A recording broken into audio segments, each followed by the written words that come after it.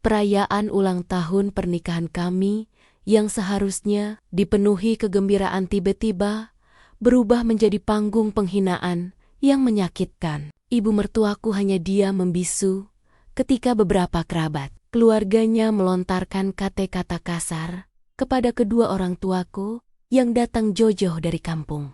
Mereka menuduh keluargaku miskin dan tidak tahu adat, tanpa sedikit pun menyadari kejutan besar yang sebenarnya sedang menunggu mereka semua. Sebelum kalian lanjut mendengarkan cerita ini, coba tuliskan dulu di kolom komentar dari kota mana kalian menyaksikan kisah ini. Jangan lupa juga dukung channel ini dengan menekan tombol like serta subscribe agar kami semakin bersemangat menghadirkan cerita-cerita yang lebih seru lagi untuk kalian. Lampu gantung kristal raksasa yang menjuntai dari langit-langit Grand Samudra Palace Hotel memancarkan kilauan cahaya keemasan yang memantul di seluruh ruangan ballroom mewah itu. Di bawah sinarnya, ratusan tamu undangan berjalan hilir mudik dengan pakaian mahal yang nilainya mungkin cukup untuk menghidupi satu kampung selama berminggu-minggu. Alunan musik klasik dari kelompok musik gesek kecil di sudut ruangan mengalun lembut, seolah mencoba menenggelamkan suara percakapan basi-basi para tamu yang sibuk membicarakan bisnis, kekayaan, dan kedudukan sosial mereka. Malam ini adalah perayaan 5 tahun pernikahanku dengan Arman, suamiku. Sebuah pesta yang sebenarnya tidak pernah aku inginkan dalam skala sebesar dan semewah ini. Aku berdiri di dekat pintu masuk ballroom dengan mengenakan gaun malam berwarna biru laut yang dipilih langsung oleh ibu mertua. Gaun itu memang sangat indah.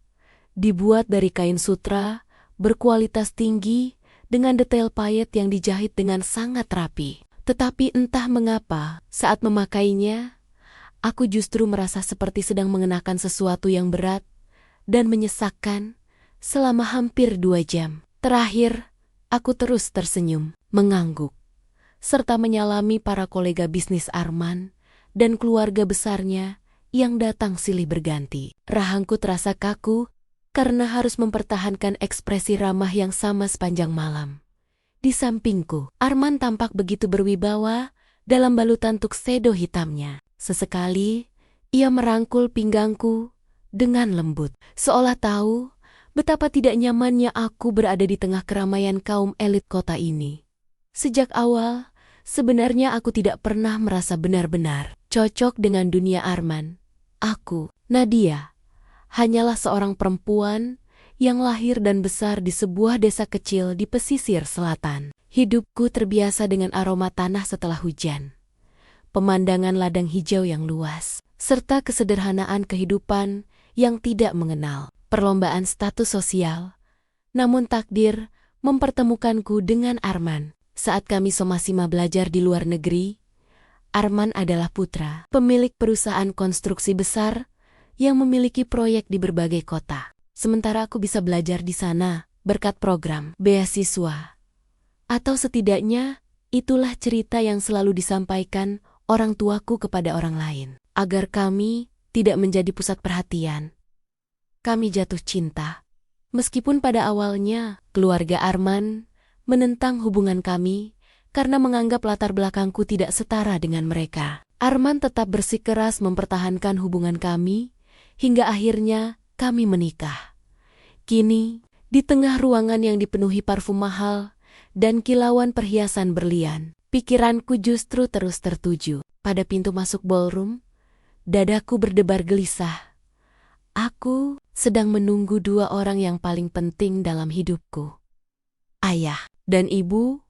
Mereka berjanji akan datang jauh-jauh dari desa demi menghadiri acara malam ini. Perjalanan menuju kota ini memakan waktu sangat lama jika ditempuh lewat jalur darat. Namun ayah bersikeras membawa beberapa hasil kebun terbaik sebagai hadiah untukku. Sayang, kamu tidak apa-apa, suara Arman membuyarkan lamunanku.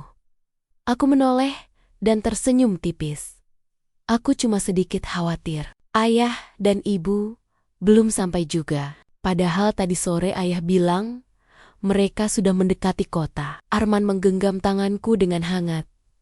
Mungkin jalanan macet. Kamu tahu sendiri, lalu lintas kota di akhir pekan seperti apa. Aku mengangguk, mencoba menenangkan diri. Namun, sebelum rasa lega itu benar-benar datang, dari sudut mataku, aku melihat dua sosok perempuan berjalan, mendekat dengan langkah penuh percaya diri. Bibi Lizia dan putrinya, Clara. Bibi Lizia adalah saudara perempuan dari ayah mertua Arman. Malam ini, ia mengenakan gaun merah, terang yang terlalu mencolok, lengkap dengan kalung berlian besar di lehernya. Sedangkan Clara memakai gaun emas panjang yang menyapu lantai ballroom. Mereka berjalan dengan kepala tegak, seolah-olah ruangan ini milik mereka. Wah, lihat, siapa yang sedang bermain peran sebagai nyonya besar malam ini, kata Bibi Lizia dengan nada sengaja dikeraskan. Clara tertawa kecil. Selamat ulang tahun pernikahan, Kak Arman.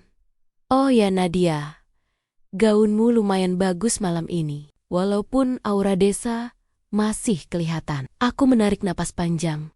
Dengan senyum tipis aku menjawab. Terima kasih Clara. Aku senang gaun ini terlihat cocok. Bukankah lebih baik memakai sesuatu yang nyaman daripada memaksakan diri memakai gaun mahal tapi terus takut merusaknya? Wajah Clara langsung berubah kaku. Namun Bibi Lizia buru-buru menyela. Sudahlah Clara, orang seperti dia mana mengerti nilai fashion, kelas, dunia. Ia lalu menatapku dengan senyum sinis. Ngomong-ngomong Nadia, aku dengar orang tuamu dari desa akan datang malam ini. Mereka benar-benar datang ke tempat seperti ini? Arman langsung maju selangkah. Tante, tolong jaga kata-kata. Orang tua Nadia adalah tamu kehormatan di acara ini. Bibi Lizia mendengus pelan.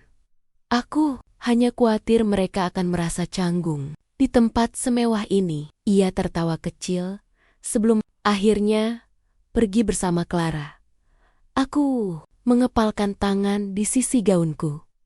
Hinaan itu terlalu menyakitkan.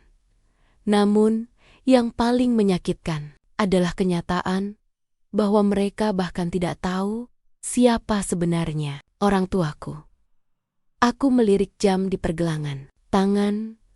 Acara utama akan dimulai 30 menit lagi. Dan ayah serta ibu masih belum terlihat. Aku mencoba menelepon nomor ayah. Namun panggilannya langsung dialihkan ke kotak suara. Rasa cemas perlahan merambat di dadaku. Mas, aku tidak enak perasaan, bisikku pelan. Arman kembali merangkulku. Tenang, mereka pasti segera sampai. Namun jauh di dalam hatiku, aku tahu malam ini akan berubah menjadi sesuatu yang tidak pernah dibayangkan oleh siapapun di ruangan ini. Karena saat kedua orang tuaku tiba, semua orang di ballroom mewah ini akan menyadari bahwa mereka telah meremehkan orang yang salah. Namun, permintaan maaf sederhana itu justru disambut dengan tawa kecil yang terdengar menusuk telinga. Siska memutar bola matanya dengan dramatis, lalu mengibaskan gaun emasnya seolah bener-bener ada kotoran yang menempel di sana. Ya sudah, lain kali hati-hati saja. Tidak semua orang di ruangan ini terbiasa dengan sentuhan dari luar lingkungan mereka, katanya dengan nada merendahkan. Beberapa wanita sosialita di sekitar meja itu kembali terkikik pelan. Dadaku terasa seperti dipukul keras dari dalam.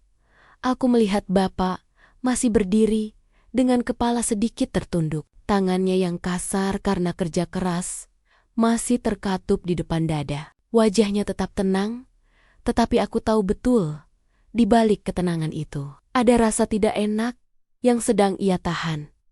Ibu di sampingnya menggenggam tas kecilnya dengan erat. Matanya memandang ke bawah, berusaha menghindari tatapan orang-orang di sekitar. Saat itulah kesabaranku benar-benar berada di ujung batas. Aku menarik napas panjang, 1, 2, 3. Kemudian aku berdiri perlahan. Seluruh percakapan di meja utama mulai mereda ketika Orang-orang menyadari aku bangkit dari kursiku. Aku menoleh ke arah Siska dengan tatapan yang sangat tenang. "Siska," kataku pelan. Nada suaraku tidak tinggi, tetapi cukup jelas untuk didengar oleh semua orang di meja itu. "Bapak saya sudah meminta maaf karena tidak sengaja menyenggol kursimu. Jadi seharusnya masalah itu sudah selesai." Siska tersenyum miring.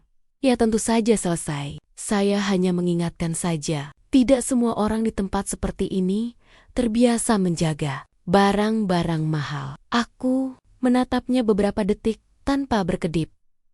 Lalu, perlahan, aku tersenyum. Senyum yang membuat beberapa orang di meja itu mulai merasa tidak nyaman. "Lucu sekali," ujarku ringan. Siska mengernyit. "Maksudmu apa?" Aku tidak langsung menjawab. Sebaliknya, aku berbalik ke arah petugas keamanan yang masih berdiri tidak jauh dari meja kami, sambil memegang kedua kardus milik Bapak. "Mas," panggilku. Petugas itu segera mendekat. "Iya, Bu Ayu, tolong letakkan kardus itu di meja ini saja." Petugas itu tampak ragu. "Di sini, Bu?" "Iya, di sini." Akhirnya, ia menurunkan kedua kardus itu dengan hati-hati di atas meja bundar kami. Beberapa tamu mulai memperhatikan dengan rasa penasaran. Tante Rina yang duduk di meja sebelah menyilangkan tangannya sambil tersenyum mengejek. "Wah, sekarang pesta hotel bintang 5 berubah jadi pasar desa ya?" Beberapa orang kembali tertawa. Namun aku tetap tenang. Aku menatap Bapak. "Pak, boleh Ayu buka?" Bapak terlihat sedikit bingung. "Oh, ya boleh saja, Enduk. Itu cuma buah sama makanan dari rumah." Aku mengangguk. Dengan perlahan aku membuka tali rafia yang mengikat kardus pertama. Begitu tutupnya terbuka, aroma harum buah pisang raja yang matang langsung tercium. Beberapa tamu yang berdiri di dekat meja kami mulai mendekat karena penasaran. Lalu aku membuka kardus kedua. Di dalamnya terdapat beberapa bungkusan daun pisang yang rapi. "Ini apa?" tanya salah satu tamu. Aku tersenyum. "Ini kue tradisional dari desa kami, dibuat langsung oleh ibu saya." Siska mencibir. "Serius, kamu membawa makanan desa ke pesta seperti ini?" Aku tidak menjawabnya. Sebaliknya aku mengambil satu bungkusan daun pisang dan membukanya. Di dalamnya terlihat kue legit, berwarna coklat keemasan. Beberapa tamu langsung terlihat tertarik. Namun sebelum ada yang sempat berkata apa-apa, suara tepuk tangan tiba-tiba terdengar dari arah pintu ballroom. Semua orang spontan menoleh. Pintu besar ballroom perlahan terbuka. Seorang pria tua berambut perak masuk bersama beberapa orang berpakaian formal. Langkahnya tenang, namun aura wibawanya langsung membuat ruangan itu seketika hening. Manajer hotel, yang sejak tadi berdiri di dekat panggung, segera berlari kecil menghampirinya. "Selamat malam, Pak." Pria itu hanya mengangguk singkat. Matanya kemudian menyapu ruangan dan berhenti tepat pada meja tempat aku. Bapak dan Ibu berdiri. Wajahnya tiba-tiba berubah cerah. "Pak Hadi," suara beratnya menggema di seluruh ballroom. Semua orang langsung menoleh ke arah Bapak. Bapak terlihat sedikit kaget. Pak Surya!" Pria tua itu tertawa hangat, lalu berjalan cepat mendekat. Begitu sampai di depan meja kami, ia langsung menjabat kedua tangan Bapak dengan penuh hormat. "Sudah lama sekali kita tidak bertemu." Bisik-bisik mulai terdengar di seluruh ruangan. Beberapa tamu mulai saling bertanya, "Siapa orang itu?" "Pak Surya, itu kan pemilik jaringan hotel ini. Dia direktur utama grup Samudra Hospitality." Wajah Tante Rina perlahan berubah pucat. Siska yang sejak tadi berdiri dengan angkuh, kini terlihat kebingungan. Sementara pria bernama Surya itu masih menggenggam tangan Bapak dengan penuh hormat. "Kenapa Bapak tidak bilang kalau akan datang ke acara ini?" katanya hangat. Bapak tertawa kecil. "Ini Acara anak saya, Pak. Saya cuma datang sebagai orang tua. Pak Surya menoleh ke arahku. Matanya berbinar. Jadi ini putri Pak Hadi? Aku mengangguk sopan. Beliau tersenyum lebar. Luar biasa, kamu pasti tidak tahu ya, Nak. Ia berhenti sejenak, lalu melanjutkan dengan suara yang cukup keras untuk didengar orang-orang di sekitar. Bapakmu ini dulu orang yang menyelamatkan hidup saya. Seluruh ruangan langsung terdiam. Tante Rina dan Siska saling memandang dengan wajah yang mulai kehilangan warna. Pak Surya menepuk bahu bapak dengan penuh rasa hormat. Kalau bukan karena beliau, mungkin hari ini saya tidak akan punya perusahaan hotel sebesar ini. Kalimat itu menggantung di udara seperti petir yang menyambar tepat di tengah ballroom mewah itu. Dan untuk pertama kalinya malam itu, orang-orang yang tadi menertawakan kedua orang tuaku mulai menyadari satu hal yang sangat memalukan. Mereka telah merendahkan orang yang sama sekali tidak seharusnya diremehkan. Bima menatap mataku, mencari tahu apa yang sedang aku rencanakan. Ia melihat kilat kemarahan yang dingin di mataku, dan perlahan-lahan ia mengerti. Suamiku itu menarik napas panjang, lalu kembali bersandar di kursinya. Rahangnya masih mengeras, tetapi ia memilih diam, persis seperti yang kuinginkan. Bagus, pikirku dalam hati, biarkan mereka terus bicara. Semakin banyak racun yang mereka keluarkan malam ini, semakin keras pula mereka akan jatuh nanti. Aku kembali menegakkan tubuhku dan mulai menyendok sup trufel di depanku dengan gerakan yang sangat tenang, seolah-olah ejekan yang baru saja mereka lontarkan tidak ada artinya sama sekali. Sementara itu, Tante Rina masih belum puas. Wanita itu menyilangkan lengannya dengan angkuh sambil menatap bapakku dari ujung kepala sampai ujung kaki. Ngomong-ngomong, katanya dengan nada manis yang palsu, Pak Hadi ini kerjanya apa di desa sana? Bapak tersenyum sopan. Saya bertani saja, Bu. Tante Rina mengangkat alisnya tinggi-tinggi. Oh, begitu. Ia menoleh ke Timon Temonia dengan ekspresi penuh kemenangan, seolah baru saja membuktikan sesuatu. Dengarkan, bertani. Clarissa langsung terkikik. Wah, romantis sekali ya, hidup di desa. Rania menimpali sambil memutar gelas anggurnya. Bangun pagi, lihat sawah. Siang mencangkul, malam tidur ditemani suara jangkrik. Siska mencondongkan tubuhnya ke depan, menatapku dengan senyum menyebalkan. Ayu, kamu hebat juga ya. Aku menatapnya datar. Kenapa? Berhasil keluar dari kehidupan desa seperti itu. Ia mengangkat bahunya ringan. Kalau aku jadi kamu sih, mungkin aku juga akan langsung cari suami kaya supaya bisa naik kelas. Meja kami langsung sunyi beberapa detik. Kata-kata itu terlalu jelas, terlalu kasar. Namun Siska tampak sama sekali tidak merasa bersalah. Justru ia menyesap sampainya dengan santai. Aku hanya tersenyum tipis. Kamu salah satu hal, Siska. Oh ya, aku menatapnya lurus. Aku tidak pernah mencoba naik kelas. Ia mengerutkan dahi. Maksudmu? Aku belum sempat menjawab. Tiba-tiba pintu besar ballroom terbuka. Semua orang di ruangan itu spontan menoleh. Beberapa pria berseragam formal hitam masuk dengan langkah cepat, namun tertata rapi. Di belakang, mereka berjalan seorang pria tua berambut perak dengan jas gelap yang dipotong sangat rapi. Begitu melihatnya, beberapa tamu yang berasal dari kalangan pebisnis langsung berdiri dari kursinya. Bisik-bisik mulai terdengar di seluruh ruangan. Pak Surya. Itu Pak Surya, direktur utama grup hotel ini. Bima juga menoleh ke arah pintu dengan wajah terkejut. Aku melirik jam tanganku. Tepat waktu. Sangat tepat waktu. Pak Surya berjalan masuk dengan wibawa yang membuat seluruh ruangan otomatis memberi jalan. Manajer hotel berlari kecil menyambutnya. Selamat malam, Pak Surya. Namun pria tua itu hampir tidak memperhatikannya. Matanya sedang menyapu ruangan, mencari seseorang, dan beberapa detik kemudian, tatapannya berhenti tepat di meja kami. Wajahnya langsung berubah cerah. ia berjalan lebih cepat. "Pak Hadi!" Suara beratnya menggema di ballroom. Semua kepala langsung menoleh ke arah bapakku. Bapak terlihat sedikit terkejut.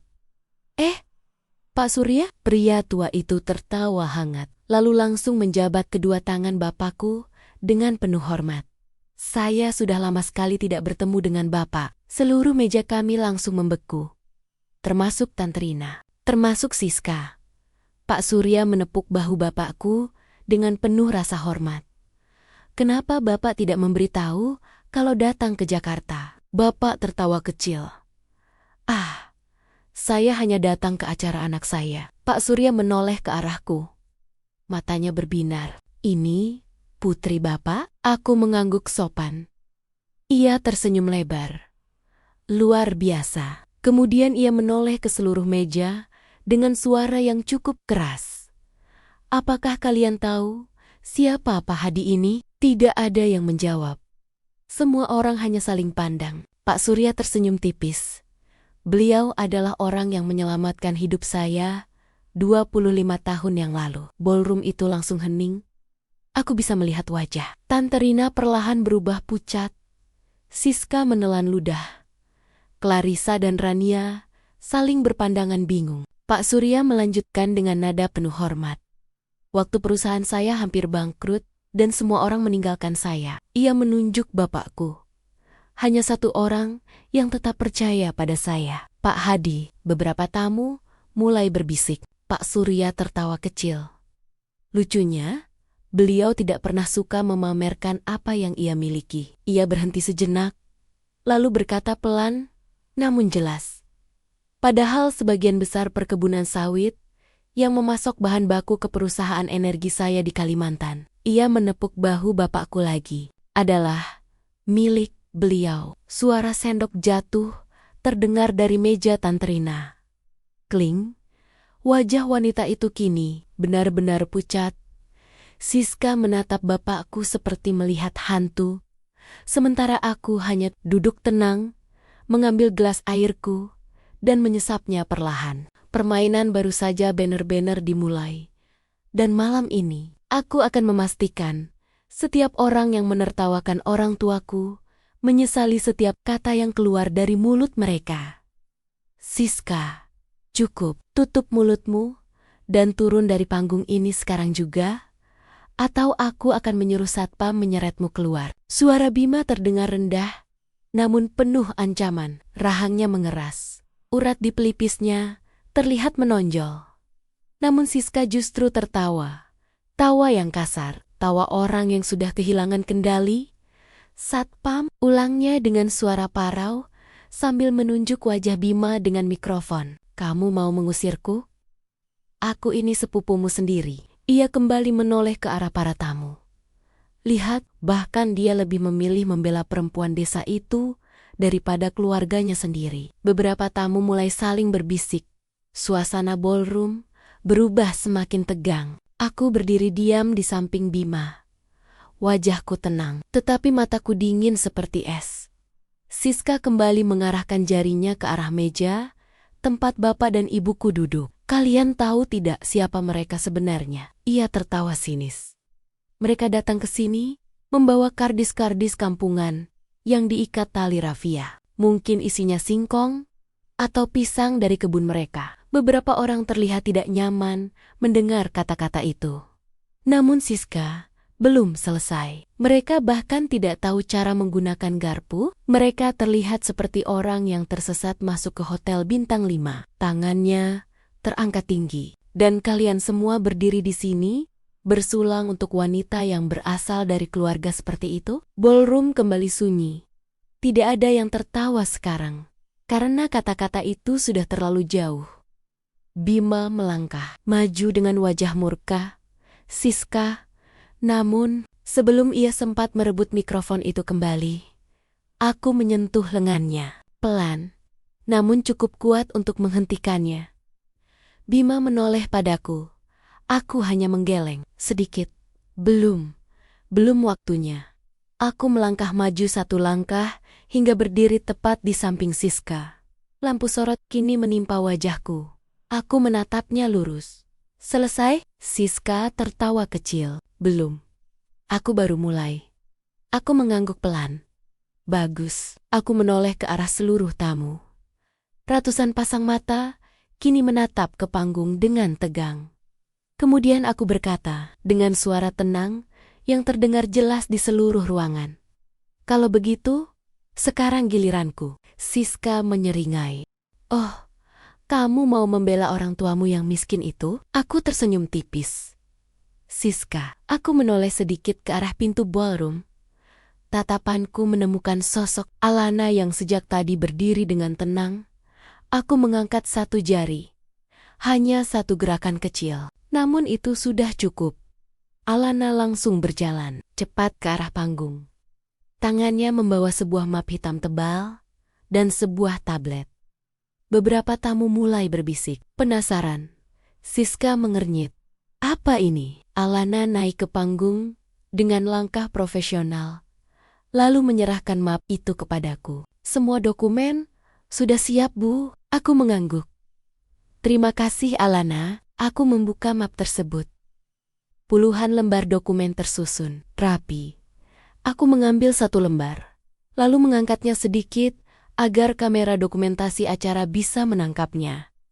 Karena sepupu suamiku sangat ingin semua orang tahu tentang keluargaku. Aku menatap langsung ke arah Siska. Mari kita buka semuanya sekalian. Wajah Siska berubah kesal.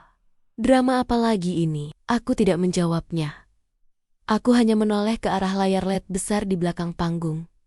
Bisa tampilkan dokumen pertama. Teknisi acara yang sejak tadi kebingungan akhirnya mengikuti perintahku. Layar raksasa di belakang panggung tiba-tiba menyala. Sebuah dokumen resmi muncul. Beberapa tamu langsung berdiri dari kursinya untuk melihat lebih jelas. Aku mulai berbicara. Dokumen pertama. Aku mengangkat kertas di tanganku. Akte kepemilikan lahan perkebunan sawit seluas 25.000 hektar di Kalimantan. Ballroom langsung riuh. Aku melanjutkan dengan suara tetap tenang. Pemiliknya. Aku berhenti sejenak, lalu menunjuk ke arah bapakku yang duduk di meja.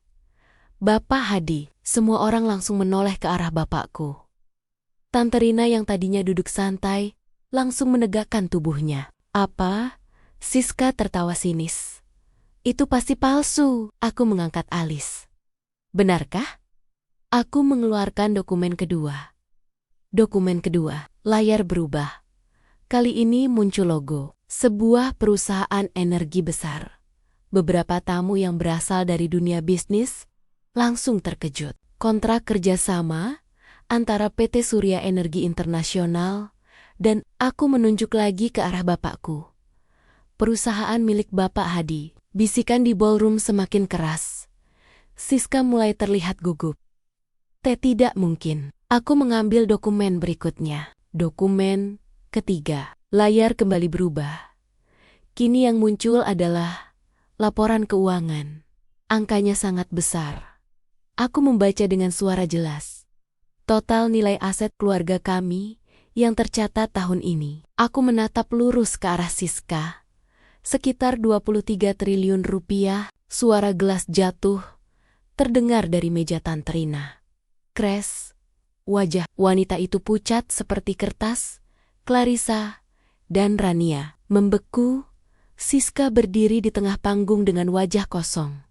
Tangannya yang memegang mikrofon mulai bergetar. Aku melangkah lebih dekat kepadanya, sangat dekat. Lalu berkata pelan, namun terdengar jelas oleh seluruh ballroom. Kamu bilang, orang tuaku miskin. Aku tersenyum tipis. Kamu juga bilang mereka membawa bau kemiskinan ke ruangan ini. Aku menatapnya tajam. Padahal hotel ini, aku menunjuk lantai marmer di bawah kaki kami. Sebagian sahamnya dimiliki oleh perusahaan ayahku. Ballroom langsung meledak oleh suara keterkejutan. Beberapa tamu bahkan berdiri. Siska menatapku dengan mata membelalak. Tidak, aku mengambil mikrofon dari tangannya dengan tenang. Jadi sekarang, aku penasaran. Siska, aku menatapnya lurus. Siapa sebenarnya yang sedang menumpang di tempat siapa malam ini? Wajah Siska berubah pucat pasi. Sementara dari meja VIP, bapakku hanya tersenyum kecil seperti biasa. Tenang, sederhana. Namun seluruh ruangan kini tahu satu hal. Orang yang selama ini mereka hina, ternyata adalah orang paling berkuasa di ruangan itu. Dan ini baru permulaan. Apa yang mau kamu lakukan? Suara Siska kini tidak lagi terdengar penuh kemenangan. Ada nada retak di dalamnya. Nada orang yang mulai menyadari bahwa ia mungkin telah melangkah terlalu jauh. Aku menatapnya tanpa ekspresi. Duduk dan menonton. Jawabku singkat. Siska tertawa kecil. Namun tawanya terdengar dipaksakan. Kamu pikir ini drama televisi? Aku tidak menjawabnya lagi. Di belakangku, layar proyektor raksasa kini sudah sepenuhnya turun. Lampu ballroom diredupkan, setengah cahaya kebiruan dari layar membuat suasana ruangan terasa lebih dingin dan tegang. Alana berdiri di samping meja operator. Tangannya bergerak cepat di atas tablet. Beberapa detik kemudian, layar besar itu menyala. Tampilan pertama, sebuah foto muncul. Foto seorang pria paruh baya, mengenakan jas mahal, sedang duduk di dalam sebuah restoran eksklusif bersama seorang wanita muda yang sangat cantik. Beberapa tamu mulai berbisik. Aku berbicara dengan suara tenang. Hadirin sekalian, kita mulai dari orang yang paling vokal malam ini. Aku menoleh sedikit ke arah meja Tantrina. Wajah wanita itu langsung menegang. Dokumen pertama, rekaman aktivitas keuangan pribadi milik Tantrina. Di layar muncul grafik transfer bank. Nominalnya sangat besar, puluhan miliar rupiah. Aku melanjutkan. Transfer ini terjadi secara rutin selama 2 tahun terakhir ke rekening seseorang bernama Adrian Kurniawan. Beberapa tamu bisnis terlihat saling pandang. Nama itu tidak asing. Aku mengangkat alis tipis. Bagi yang belum tahu, Adrian Kurniawan adalah direktur dari perusahaan kompetitor terbesar keluarga Bima. Ballroom langsung meledak oleh bisikan. Wajah Tantrina memucat. Apa maksudmu? Bentaknya dari meja. Aku tidak menoleh. Aku hanya memberi isyarat kecil ke Alana. Slide berikutnya muncul. Sekarang bukan lagi grafik, melainkan rekaman CCTV. Lokasinya sebuah hotel mewah di Singapura. Tantrina terlihat jelas memasuki sebuah suite bersama pria yang sama dari foto tadi. Tanggal rekamannya muncul jelas di pojok layar. Aku berbicara lagi. Pertemuan bisnis rahasia. Atau sesuatu yang lain. Beberapa tamu terkesiap. Clarissa menutup mulutnya. Rania menatap ibunya dengan wajah pucat. Tantrina berdiri dari kursinya. Itu fitnah. Aku menoleh pelan. Fitnah? Aku mengangkat satu map hitam dari meja. Ini laporan investigasi dari firma audit internasional. Aku menatap langsung ke matanya. Kamu menjual informasi internal perusahaan keluarga kepada kompetitor. Ruangan kembali hening. Suara napas orang-orang terdengar jelas. Bima di belakangku membeku. Aku tahu ini pukulan pertama yang berat baginya. Namun permainan ini sudah dimulai. Dan aku belum selesai. Aku menoleh ke arah Siska. Perempuan itu kini benar-benar pucat. Tangannya gemetar. Kita lanjutkan. Aku memberi tanda ke Alana lagi. Slide berikutnya muncul. Kali ini sebuah video. Sebuah klub malam. Lampu warna-warni. Musik keras. Dan di tengah kerumunan itu, Siska tertawa liar sambil menari di atas meja dengan beberapa pria asing. Beberapa tamu wanita di ballroom langsung mengerutkan kening. Aku berkata datar. Video ini direkam 3 minggu lalu. Video berlanjut. Sekarang terlihat jelas. Siska sedang menerima sebuah amplop tebal dari salah satu pria. Aku melanjutkan. Uang 500 juta rupiah. Ballroom mulai gaduh. Apa? Bisik seseorang. Aku melanjutkan tanpa emosi. Sebagai bayaran karena memberikan akses ke dokumen keuangan perusahaan keluarga, Siska berteriak, "Itu bohong!" Aku menatapnya. Benarkah? Aku mengangguk ke Alana lagi. Slide berikutnya muncul. Rekening bank, Nama pemiliknya jelas. Siska Pramudita. Nominal. Transfer 500,00 tanggal. Sama dengan tanggal di video. Ruangan langsung meledak oleh suara keterkejutan. Beberapa tamu bahkan berdiri dari kursinya. Siska mundur satu langkah. Tidak, ini tidak mungkin. Aku melangkah mendekatinya perlahan. Siska. Suaraku sangat pelan sekarang. Baru 5 menit. Aku melirik jam tanganku. Masih ada 10 menit lagi. Matanya membelalak. Aku menoleh ke arah seluruh ballroom. Saya minta maaf. Jika malam ini terasa seperti pengadilan. Aku berhenti sejenak. Lalu berkata dengan suara dingin yang bergema di seluruh ruangan. Tapi jika seseorang berani menghina orang tua saya, aku menatap lurus ke arah Tantrina. Maka saya pastikan semua kebenaran di keluarga ini akan terbuka malam ini. Lampu layar kembali berubah. File berikutnya mulai dimuat. Dan kali ini, yang muncul di layar membuat seluruh ballroom banner-banner membeku. Suara langkah sepatu kulit pria itu bergema di lantai marmer ballroom yang kini sunyi. Tok, tok, tok. Setiap langkahnya terasa seperti palu yang memukul kesunyian ruangan. Ratusan pasang mata menoleh ke arah pintu masuk. Beberapa tamu yang mengenal sosok itu langsung berdiri dari kursinya secara refleks. Bisikan pelan mulai terdengar. Tidak mungkin. Kenapa dia ada di sini? Bukankah dia jarang sekali datang ke acara seperti ini? Pria paruh baya itu berhenti tepat di tengah lorong utama ballroom. Usianya mungkin sekitar 60 tahun. Rambutnya sudah mulai memutih di pelipis. Namun tubuhnya masih tegap. Ia mengenakan setelan jas hitam klasik dengan dasi perak yang terlihat sederhana. Tetapi aura kekuasaan yang terpancar darinya membuat seluruh ruangan terasa mengecil. Matanya yang tajam menyapu seluruh ruangan. Lalu berhenti pada satu titik. Padaku. Di belakangku, aku bisa mendengar beberapa tamu menarik napas panjang. Salah satu pengusaha di barisan depan berbisik dengan suara gemetar. Itu, Pak Surya Dharma. Nama itu seperti petir yang menyambar ruangan. Pak Surya Dharma, pendiri sekaligus pemilik bank swasta terbesar di negeri ini.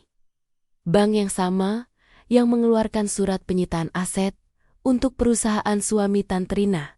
Di bawah panggung, Tantrina yang tadi masih menangis histeris, langsung mengangkat wajahnya, matanya membelalak. Pak Surya? Gumamnya dengan suara parau. Ia mencoba berdiri dengan tergesa-gesa, merapikan rambutnya yang berantakan. Pak Surya, syukurlah Anda datang, teriaknya dengan nada penuh harapan yang putus asa. Ia berlari beberapa langkah ke arah pria itu, sebelum dihentikan oleh pengawal. Pak Surya, tolong jelaskan pada semua orang di sini. Semua ini pasti salah paham. Air matanya mengalir deras. Istri keponakan saya ini memfitnah keluarga kami. Dokumen-dokumen itu pasti palsu. Ballroom kembali hening. Semua orang menunggu jawaban pria paling berpengaruh di ruangan itu.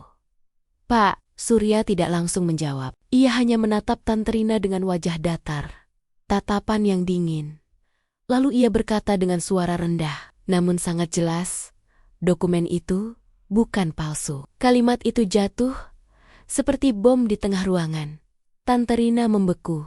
Bukan palsu. Pak Surya melanjutkan dengan tenang. Perusahaan suami Anda memang sudah gagal bayar selama 3 tahun. Beberapa tamu mulai menggeleng pelan.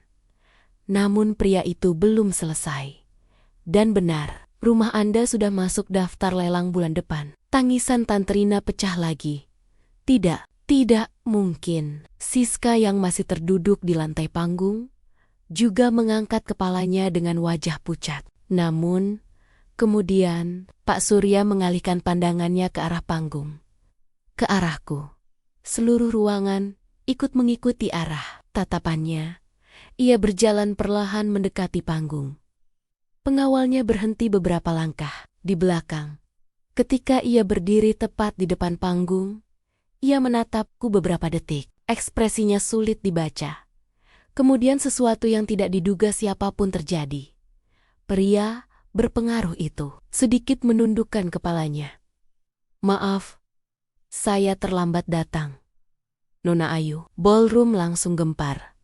Beberapa tamu bahkan berdiri dari kursinya. Siska menatapku dengan wajah seperti melihat dunia runtuh. "Apa?" Aku hanya menatap Pak Surya dengan tenang. "Tidak masalah, Pak Surya," jawabku datar. Ia kemudian menoleh ke arah seluruh tamu yang hadir. "Saya datang malam ini bukan hanya sebagai tamu." Ia berhenti sejenak, lalu berkata dengan suara yang membuat seluruh ruangan kembali membeku. "Saya datang sebagai saksi." Bisikan semakin keras. "Saksi? Saksi apa?" Pak Surya mengeluarkan sebuah map hitam dari tangan asistennya. Ia mengangkatnya sedikit agar semua orang bisa melihat. "Dokumen terakhir yang akan ditampilkan malam ini berasal dari bank kami." Aku menoleh sedikit ke arah Alana. Alana langsung mengerti. Ia menekan satu tombol di sabaknya. Layar raksasa yang tadi kosong akhirnya menyala kembali. Sebuah dokumen baru muncul. Namun kali ini bukan tentang kebangkrutan, bukan tentang hutang, bukan tentang Siska, melainkan sebuah akta kepemilikan perusahaan.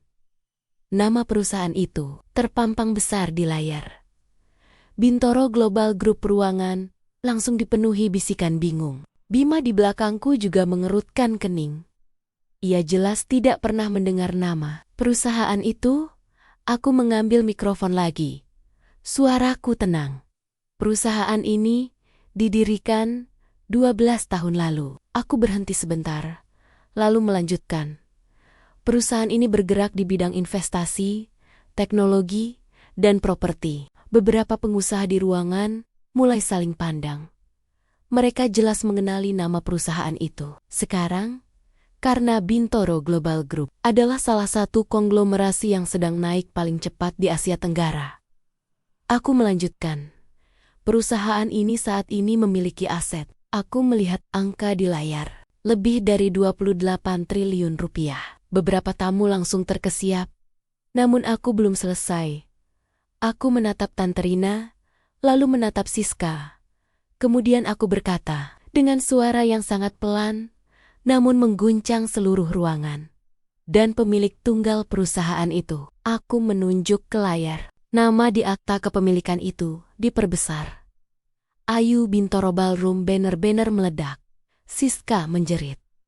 "Itu tidak mungkin." Tante Rina menatapku dengan wajah hancur. Sementara di belakangku, untuk pertama kalinya, malam ini, Bima terlihat benar-benar terkejut. Tuan Haris berdiri tegak di depan meja VIP. Ballroom masih sunyi, seperti kuburan. Tidak ada satupun yang berani berbicara. Semua orang menunggu kalimat yang akan keluar dari mulut pria paling berpengaruh di ruangan itu. Tuan Haris merapikan dasinya. Lalu ia menatap ratusan tamu yang menunggu dengan wajah tegang. Ketika akhirnya ia berbicara, suaranya terdengar sangat jelas, tegas, dan penuh hormat. "Baik." Ia berhenti sejenak. Matanya kembali melirik ke arah Bapa yang berdiri santai di samping ibu. Lalu ia berkata dengan nada yang berubah jauh lebih serius. "Sepertinya memang sudah waktunya saya menjelaskan sesuatu yang selama ini hanya diketahui oleh segelintir orang di dunia bisnis." Bisikan kecil mulai muncul di antara para tamu. Siska yang masih di lantai panggung menatap dengan wajah pucat seperti mayat hidup. Sementara Tante Rina di sudut ruangan tampak seperti orang yang sedang menunggu vonis hukuman mati. Tuan Haris melanjutkan. "Banyak dari Anda mengenal saya sebagai konglomerat, pemilik beberapa bank, tambang, dan perusahaan properti besar." Ia tersenyum kecil. "Tapi sebenarnya, saya bukan orang paling berpengaruh di ruangan ini malam ini." Kalimat itu membuat seluruh tamu langsung saling berpandangan. Beberapa bahkan mengerutkan dahi. Jika bukan Tuan Haris, lalu siapa? Pria tua itu lalu mengangkat tangannya perlahan, menunjuk ke arah Bapak, orang paling berpengaruh di ruangan ini. Ia berhenti sebentar. Adalah beliau. Ballroom kembali meledak dengan bisikan kaget. "Tidak mungkin, pria desa itu?"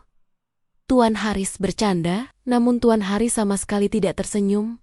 Sebaliknya, wajahnya terlihat sangat serius.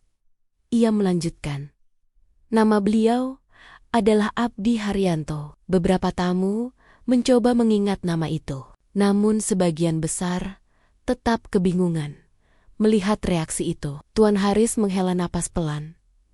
Wajar jika banyak dari Anda tidak mengenal nama beliau. Ia menatap Bapak dengan penuh hormat. Karena selama lebih dari 20 tahun terakhir, beliau sengaja memilih hidup jauh dari sorotan publik. Bisikan semakin keras. Tuan Haris melanjutkan, namun bagi kami yang berada di lingkaran dalam dunia industri, nama beliau adalah legenda. Suasana ballroom semakin tegang. Sementara Bapak hanya berdiri santai dengan senyum kecil di wajahnya. Tuan Haris lalu berkata dengan suara yang dalam, 25 tahun lalu, saat krisis ekonomi menghancurkan negeri ini, ia menatap para tamu satu persatu. Puluhan bank runtuh, ratusan perusahaan bangkrut. Banyak konglomerat besar kehilangan seluruh kekayaan mereka. Ia berhenti sejenak, lalu menunjuk dirinya sendiri. Termasuk saya. Beberapa tamu terlihat terkejut. Tuan Haris, yang kini dikenal sebagai raja bisnis, ternyata pernah berada di ambang kehancuran. Namun kemudian ia berkata pelan, pada saat itu, hanya satu orang yang berani membantu saya. Matanya kembali tertuju pada Bapak. Beliau, ballroom kembali sunyi. Saat semua orang menolak memberikan pinjaman, saat semua bank menutup pintu, beliau datang dengan satu proposal sederhana. Tuan Haris tersenyum tipis, mengenang masa itu. Beliau berkata kepada saya, bahwa bisnis bukan tentang uang. Bisnis adalah tentang kepercayaan. Beberapa pengusaha tua di ruangan itu mulai terlihat berubah ekspresi, seolah mereka mulai mengingat sesuatu. Tuan Haris melanjutkan, beliau tidak hanya menyelamatkan perusahaan saya. Ia berhenti sebentar. Beliau juga menyelamatkan puluhan perusahaan lain, termasuk perusahaan yang hari ini dimiliki oleh beberapa orang yang duduk di ruangan ini. Sekarang bisikan berubah menjadi kegemparan. Beberapa pengusaha di barisan tengah bahkan berdiri dari kursinya. Salah satu dari mereka berbisik dengan suara gemetar, jangan bilang. Tuan Haris menatap mereka, lalu berkata dengan suara yang berat, ya. Ia mengangguk perlahan. Pria yang kalian hina sebagai petani desa adalah pendiri sebenarnya dari konsorsium investasi yang menyelamatkan industri nasional setelah krisis. Beberapa tamu langsung menutup mulut mereka. Siska terlihat benar-benar kehilangan kesadaran akan situasi. Matanya kosong, sementara Tante Rina mulai gemetar hebat. Namun Tuan Haris belum selesai. Ia melanjutkan dengan suara yang semakin kuat. Namun setelah semuanya stabil, setelah parusihan-parusihan itu kembali berdiri, beliau melakukan sesuatu yang tidak pernah dilakukan oleh orang kaya manapun. Ia menunjuk ke arah Bapak lagi. Beliau menjual seluruh sahamnya, menyerahkan kendali perusahaan kepada para murid dan mitranya. Lalu, ia berhenti sebentar, pulang ke desa. Ruangan benar-benar terdiam. Beberapa orang bahkan terlihat merinding. Tuan Haris menatap semua orang dengan tajam. Orang yang kalian hina malam ini adalah mentor bagi sebagian besar konglomerat yang kalian kagumi hari ini. Ia menatap Siska, termasuk saya. Siska menutup mulutnya. Air mata mulai mengalir tanpa ia sadari. Lalu Tuan Haris mengucapkan kalimat yang membuat dunia mereka runtuh sepenuhnya. Dan jika kalian ingin tahu siapa sebenarnya keluarga ini, ia menunjuk ke arahku. Perempuan yang berdiri di sana. Kemudian ia berkata dengan nada penuh hormat, adalah putri tunggal dari pria yang membangun setengah fondasi dunia bisnis modern negeri ini. Ballroom meledak dalam kegaduhan besar. Beberapa tamu langsung berdiri, beberapa lainnya terlihat seperti kehilangan keseimbangan. Sementara Tante Rina akhirnya jatuh terduduk lagi di lantai. Wajahnya benar-benar hancur. Aku berdiri diam di tengah semua kekacauan itu. Lalu aku menatap langsung ke arah Siska. Suaraku kembali menggema melalui mikrofon. Sekarang, aku berhenti sebentar. Masih ada yang ingin memanggil bapakku petani miskin? Wajah Tuan Haris berubah menjadi sangat serius dan berwibawa. Matanya menatap tajam, menyapu seluruh hadirin dengan pandangan seorang penguasa yang terbiasa memberi keputusan. Dengarkan saya baik-baik. Kalian semua. Suaranya menggelegar di seluruh ballroom, syarat dengan kemarahan karena melihat orang yang ia hormati diperlakukan tidak pantas. Kalian yang menertawakan pria ini hanyalah sekumpulan manusia bodoh yang matanya dibutakan oleh merek baju dan harga sepatu. Ia menunjuk langsung ke arah bapakku. Pria yang sedang kalian hina malam ini adalah Tuan Abdi Haryanto. Ballroom kembali sunyi. Beberapa orang menahan napas. Beliau adalah pemilik puluhan ribu hektar perkebunan kelapa sawit di Sumatera dan Kalimantan. Pabrik-pabrik pengolahan minyak sawit terbesar yang produknya setiap hari kalian gunakan di rumah sakit, hotel mewah, dan restoran bintang 5. Tuan Haris berhenti sejenak. Semua itu milik beliau. Ruangan langsung dipenuhi. Suara tarikan napas kaget. Beberapa wanita sosialita menutup mulut mereka. Clarissa dan Rania langsung merosot di kursi. Wajah mereka pucat, seperti tidak memiliki setetes darah pun. Namun, Tuan Haris belum selesai. Ia melangkah maju satu langkah. 20 tahun lalu, ketika perusahaan saya hampir bangkrut karena krisis ekonomi, matanya kembali menatap Bapak dengan penuh hormat. Tuan Abdilah yang menyuntikkan dana ratusan miliar tanpa meminta satu syarat pun. Ia menarik napas panjang. Beliau bukan sekadar orang kaya yang haus pengakuan. Nada suaranya berubah lebih berat.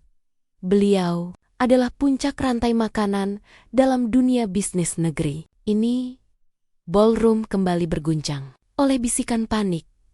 Beliau adalah pemegang saham mayoritas tersembunyi di konsorsium bank yang memberikan kalian semua pinjaman. Tuan Haris menatap seluruh ruangan dengan dingin. Jika beliau mau, beliau bisa membeli hotel ini beserta semua orang di dalamnya hanya dengan uang tunai dari brankas pribadinya. Lalu ia menoleh ke arah Tante Rina yang terpuruk di sudut ruangan. Tatapannya tajam penuh penghinaan. Dan untuk Anda, Nyonya Rina, suara Tuan Haris menjadi sangat dingin. Bank yang sedang memproses penyitaan aset suami Anda adalah bank yang saham terbesarnya dimiliki oleh Bapak dari perempuan yang baru saja Anda hina. Tante Rina terlihat seperti kehilangan jiwa, tubuhnya gemetar. Nasib perusahaan Anda, rumah Anda, dan masa depan keluarga Anda sekarang berada di bawah telapak sepatu sederhana milik Tuan Abdi Haryanto. Bapak hanya tersenyum tipis. Beliau merangkul bahu ibuku dengan lembut. Seperti biasa, Bapak tidak pernah menyukai sorotan seperti ini. Beliau selalu mengajarkanku satu hal sejak kecil, bahwa emas murni tetap berkilau meskipun dibungkus kain kotor. Kesederhanaannya bukanlah pencitraan. Beliau hanya sudah selesai dengan urusan dunia. Bapak tidak butuh pengakuan. Siapapun, ia memakai baju longgar karena nyaman. Ia membawa pisang rebus karena itu hasil kerja tangannya sendiri. Dan baginya, itu jauh lebih berharga daripada semua hidangan mahal di hotel ini. Aku menatap Siska yang kini menangis, terseduh-seduh di atas panggung. Lalu aku menoleh ke Tante Rina yang wajahnya sudah seperti mayat hidup. 15 menit yang kujanjikan telah berlalu. Topeng kepalsuan mereka telah hancur. Kini waktunya akhir dari semuanya. Ballroom diliputi ketakutan massal. Para tamu menundukkan kepala. Tidak ada yang berani menatap langsung ke arah Bapak. Mereka sadar bahwa beberapa jam lalu mereka ikut menertawakan pria yang bisa menghancurkan bisnis mereka dalam satu keputusan, namun tidak ada yang lebih hancur dibanding Tante Rina dan Siska. Dengan tubuh gemetar, Tante Rina mulai merangkak. Benar-benar merangkak, menggunakan lutut dan tangannya. Di atas karpet ballroom, ratusan orang menatap ngeri. Gaun merah mahalnya kini tampak seperti kain lusuh. "Maafkan saya, Tuan Abdi," suaranya serak penuh tangis. Ia terus merangkak mendekati meja kami. Di atas panggung, Siska yang melihat ibunya merangkak, akhirnya tersadar. Ketakutan menjadi miskin, menghancurkan seluruh kesombongannya. Ia berlari menuruni panggung. Hak tinggi membuatnya tersandung, hingga jatuh keras di lantai. Namun ia tidak peduli. Ia ikut merangkak menuju kami. Tante Rina akhirnya sampai di depan Bapak. Tanpa ragu ia langsung menjatuhkan tubuhnya. Dahinya menempel di lantai, tepat di ujung sepatu Bapak. Ia bersujud. Siska melakukan hal yang sama. "Tuan Abdi, ampunilah kami," ratap Tante Rina. "Kami salah, kami buta." Air matanya membasahi karpet. "Jangan sita rumah kami, jangan hancurkan perusahaan kami." Siska mengangkat wajahnya yang penuh maskara luntur. "Mas Bima, tolong aku." Ia menarik ujung gaunku. "Aku cuma bercanda, aku mabuk, aku tidak sadar." Tangisnya semakin keras. "Aku tidak bisa hidup miskin." Aku menatap mereka dengan dingin. Tidak ada sedikit pun rasa kasihan. Jika malam ini kebenaran tidak terungkap, mereka pasti masih tertawa menghina ibuku. Mereka tidak menyesal karena jahat. Mereka hanya takut kehilangan uang. Aku menarik gaunku dari tangan Siska. Ia tersungkur kembali ke lantai. Bapak menghela napas pelan. Beliau menatap mereka dengan rasa kasihan. "Berdirilah," suaranya tenang. "Tidak perlu bersujud kepada manusia." "Manusia." Tante Rina dan Siska langsung menatap penuh harapan. "Kami memaafkan hinaan kalian." Mata mereka berbinar. Namun Bapak melanjutkan dengan tegas. "Tapi untuk urusan bisnis, hutang, tetap hutang." Harapan mereka langsung runtuh. Aturan bank tidak bisa berubah hanya karena air mata. Ballroom kembali sunyi. Perusahaan suami Anda bangkrut karena keserakahan kalian sendiri. Bapak menatapku. "Untuk urusan keluarga ini, biarkan anak saya yang memutuskan." Aku mengangguk. Aku menatap mereka dengan suara dingin melalui mikrofon. "Kalian tidak menyesal menghina orang, tuaku. Kalian hanya takut kehilangan harta." Aku memberi isyarat kepada Alana. "Panggil keamanan." 6 petugas keamanan langsung maju. Tanpa peduli teriakan mereka, Tante Rina dan Siska diseret menuju pintu keluar. Jeritan mereka menggema di ballroom, namun tidak ada yang membela. Pintu besar ballroom akhirnya tertutup dengan suara keras. Keheningan kembali hadir. Namun kali ini terasa lega. Tuan Haris mulai bertepuk tangan. 1 orang ikut, lalu 10. Akhirnya seluruh ballroom bergemuruh oleh tepuk tangan. Bukan untuk kehancuran orang lain, tetapi untuk menghormati kedua orang tuaku. Tuan Haris mengangkat gelasnya. "Mari bersulang." Ia tersenyum. "Bukan untuk uang, bukan untuk jabatan, tapi untuk kehormatan sejati dan kesederhanaan." Ia menatap orang tuaku. "Untuk Tuan Abdi dan Ibu." Seluruh tamu mengangkat gelas mereka. "Untuk Bapak dan Ibu." Sorak mereka memenuhi ruangan. Air mata kebahagiaan mengalir di pipiku. Suamiku memeluk pinggangku dari belakang. Ia mencium puncak kepalaku. "Terima kasih," bisiknya. Malam itu pesta berlanjut dengan suasana yang sangat berbeda. Para tamu satu persatu datang ke meja orang tuaku. bukan untuk menjilat, tapi untuk memberi hormat. Bapak hanya tersenyum seperti biasa, bercerita tentang kebun pisang, tentang filosofi padi, yang semakin berisi, semakin merunduk. Saat aku duduk di antara bapak dan suamiku, aku akhirnya mengerti satu hal. Kemewahan tidak pernah bisa membeli kelas. Kelas sejati lahir dari karakter, dari kesabaran, dan dari kerendahan hati. Malam itu, di bawah lampu kristal Hotel Bintang 5, orang tuaku mengajarkan kepada para elit kota bahwa kemilau paling terang tidak datang dari berlian, melainkan dari hati yang bersih. Dan aku, putri tunggal dari petani kaya raya itu, akan memastikan bahwa tidak akan ada lagi yang berani merendahkan kesederhanaan. Tamat.